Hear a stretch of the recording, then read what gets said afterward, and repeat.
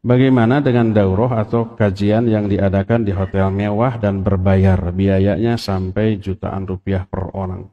Apakah yang seperti ini dibolehkan? Karena tidak semua orang mampu untuk ikut daurah seperti ini. Pertama, suudon saya atau suudon kita, boleh nggak suudonnya? Ini bisnis yang dilakukan oleh panitia. Dia ingin mengeruk keuntungan dari aktivitas dakwah. Jadi buka daurah mengundang ustadz yang kira-kira bisa menyedot jamaah yang banyak. Mahal pun ditembak karena ustadznya favorit. Makanya nggak pernah mengundang ustadz yang kira-kira jamaahnya sedikit. Mau laku. Tapi yang viral, sekali hadir ribuan jamaah. Nah ustadz yang kayak gini, dijamin laku keras. Kalau umpamanya dari satu orang diambil keuntungan 500.000 saja, ada 100 orang. Keuntungan bersih. Berapa biaya? Berapa keuntungan?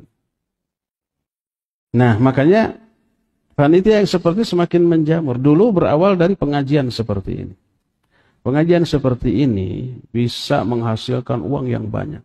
Dari mana? Pertama dari canceling. Kedua dari sponsor. Kedua dari donatur. Makanya panitia seperti hanya mengundang ustadz yang kira-kira dihadiri ribuan orang. Agar cancelingnya penuh, donatur banyak, sponsor banyak. Uang yang keluar untuk ustadz berapa sih? Nggak akan lebih dari 10 juta.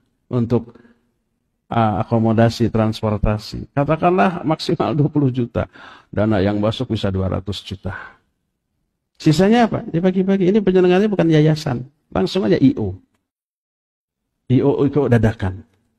Nah dibagi-bagi. Seorang bisa 20 juta. Makanya ada orang yang sudah punya pekerjaan dengan gaji 10 juta, keluar lalu gabung ke IO ini.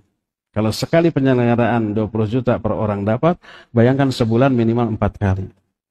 Kalah tuh GM gajinya oleh IO seperti ini. Itu di Jakarta banyak. Pernah juga terjadi di Bandung. Kita sudah peringatkan. Ustadz yang diundangnya nggak tahu menau. Nggak salah dia mah gitu ya. Karena dia berpikirnya positif, ya. Nah ditawarkan di beberapa masjid, safari dakwah, masjid ini diminta 2 juta, masjid itu diminta sekian-sekian, dengan alasan untuk akomodasi ustaz. Terkumpul sekian ratus juta, pengeluaran sekian puluh juta, sisa sekian.